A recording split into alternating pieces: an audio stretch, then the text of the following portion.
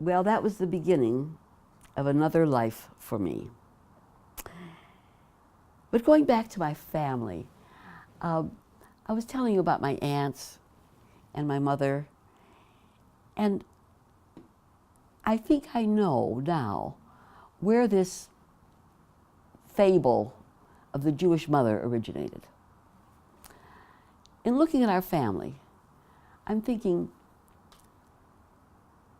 these girls come from a family where learning is so respected, where work is not a hardship.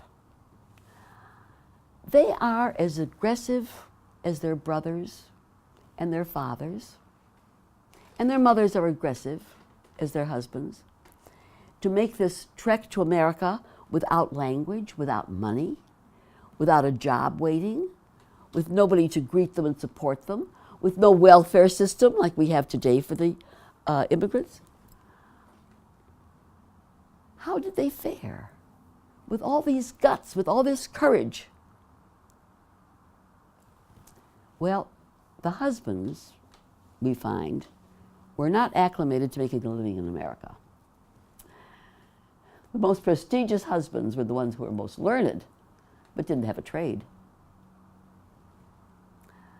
So the mothers put all their hopes into their sons, as my grandmother did with her first son.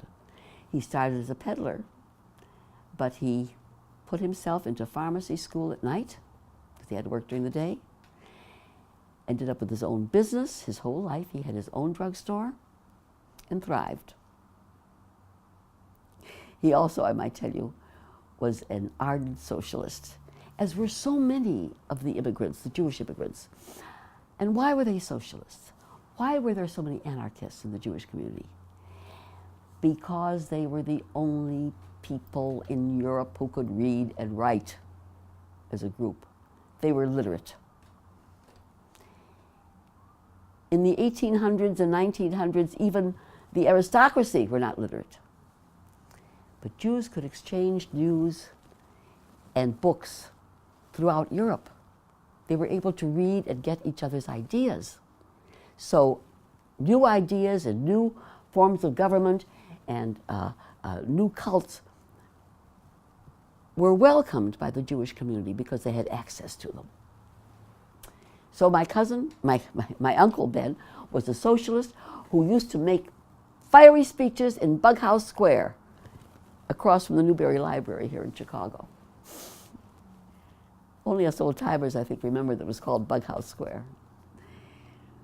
Well, getting back to the women, the only thing open to these girls who had as much ambition, as much smarts, and as much courage as their brothers and fathers, the only thing open to them was sweatshops, clerks behind a counter in the dime store, or early marriage, no money, lots of babies, no future. No wonder they pushed their sons. The sons were their hope for a future. If their sons got educated, as they did, first generation, living in slums, that first generation became lawyers and doctors and accountants and dentists. But the girls were denied that opportunity.